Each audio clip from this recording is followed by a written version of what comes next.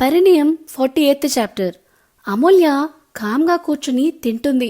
సరియు ఏరా నచ్చలేదా అని అడుగుతుంది. అంకిత సూపర్ ఉంది అని అంటుంది.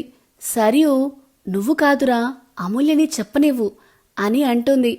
అంకిత చిన్నబుచ్చుకుని అమ్మా అక్క వస్తే నన్ను పట్టించుకోవా అని అంటుంది. సరియు అది కాదు, ఎన్నిసార్లు దాన్ని రమ్మని చెప్పినా రాలేదు కదా, ఇంకా ఇప్పుడైనా వచ్చింది, ఎప్పుడూ బిజినెస్ అంటూ తిరుగుతుంది కదా అందుకే అంటుంది సరియు. అంకిత సరే అక్క నువ్వే చెప్పు అంటుంది. అమూల్య బాగుందమ్మా అని తల ఎత్తకుండానే అంటుంది. సరియు నాకు తెలుసురా నీకు నచ్చలేదని, అందుకే కదా మొహం చూడకుండా చెప్తున్నావు అని అంటుంది. అమూల్య లేదమ్మా చాలా బాగుంది అని తల ఎత్తుతుంది. సరియు అమూల్య కన్నీళ్లను చూసి కంగారుగా ఎందుకు ఏడుస్తున్నావురా మరి అని అడుగుతుంది.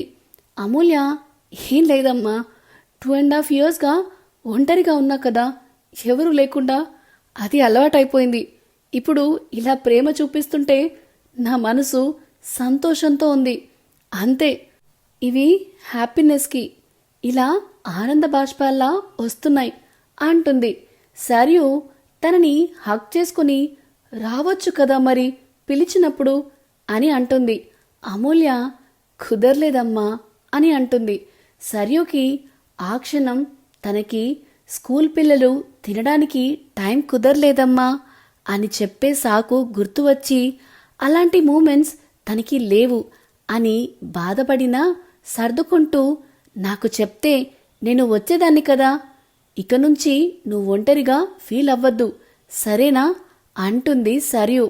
అమూల్య సరే అమ్మా అంటే సరే ఇక తిను అని అంటుంది సరియు. అమూల్య తినడం కంప్లీట్ చేశాక వెళ్ళి రెస్ట్ తీసుకోమని చెప్పడంతో రూమ్కి వెళ్ళి పడుకోగానే నిద్ర పట్టేస్తుంది అమూల్యకి. అంకిత స్టేషన్కి వెళ్తా అని వెళ్తుంటే జాగ్రత్తరా అనగానే ఓకే అమ్మా అని చెప్పి వెళ్తుంది అంకిత.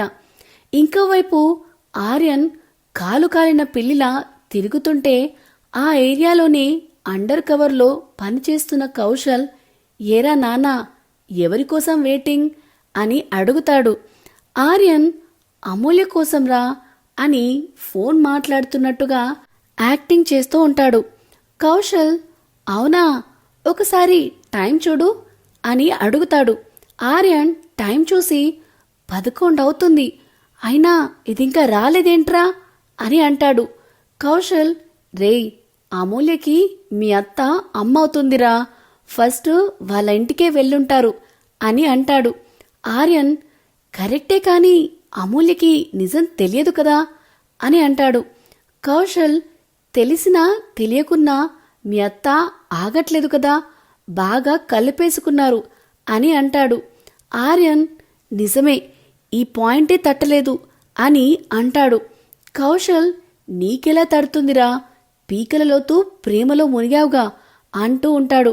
ఆర్యన్ ఆ మాటలు వినిపించుకోకుండా ఇంట్లోకి వెళ్ళి పడుకుంటాడు. మదర్ అండ్ డాటర్ చాలా ఇయర్స్ తర్వాత కలవడంతో వాళ్ళని డిస్టర్బ్ చేయడం ఇష్టం లేదు తనకి. సరియు మాత్రం పడుకున్న తన కూతుర్ని కన్నార్పకుండా చూసుకుంటూ ఉంటుంది. చాలా కాలం తర్వాత తన కూతురు తన ఇంట్లో అంత ప్రశాంతంగా పడుకోవడం చూసి సంతోషపడుతుంది. గతంలో అమూల్య ఇంట్లో ఉన్నప్పుడు హెల్త్ డిస్టర్బ్ అయి ఉన్న సిచ్యువేషన్లో నిద్రలో ఉలిక్కిపడడం, తన చేదు జ్ఞాపకాలతో పోరడం చూసిన తన తల్లి మనసు విలవిలలాడిపోతుంది. అలా మధ్యాహ్నం తనని లేపి లంచ్కి తీసుకెళ్లి కూర్చోపెట్టి వడ్డిస్తూ ఉంటే అమూల్య ఆగలేక అమ్మా ఇఫ్ యూ డోంట్ మైండ్ ఒకటి అడగొచ్చా అని అంటుంది. సరియు అడుగురా అని అంటుంది. అమూల్య ఇంట్లో నువ్వు ఇంకా పనివాళ్ళు తప్ప ఎవరు లేరేంటమ్మా అని అడుగుతుంది. సరియు అది నాకు డైవోర్స్ అయ్యాక నేను మా అమ్మ నాన్న దగ్గరికి వెళ్ళాను, వాళ్ళు కాలం గడిచే కొద్దీ చనిపోయారు, తర్వాత అన్నయ్య వాళ్ళు మాత్రమే ఉన్నారు. నాకెందుకో అక్కడ నచ్చలేదు, ఇక నేను ఈ గెస్ట్ హౌస్కి షిఫ్ట్ అయ్యా.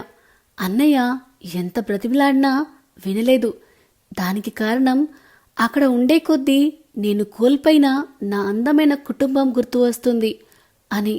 అందుకే ఇలా ఒంటరిగా ఉంటూ నాకు నచ్చిన నా లక్కీ చిన్నపాటి జ్ఞాపకాలతో గడిపేస్తూ ఉంటా. కానీ అంకిత వచ్చాక దాని అల్లరితో ఈ ఇంటి రూపురేఖల్ని మార్చేసింది అని అంటోంది సరియు. సో ఇదేనండి పరిణయం 48th చాప్టర్. ఈ స్టోరీ మీకు నచ్చుతుందని ఆశిస్తున్నాను. ఇలాంటి కొత్త కథల కోసం మన channel The Novel Whisperer with విన్యాని సబ్స్క్రైబ్ చేసుకోండి. అన్నిటికంటే ముందు ఈ వీడియో కనుక మీకు నచ్చినట్టయితే please like, share and comment చేయడం మాత్రం మరవకండి. Thank you.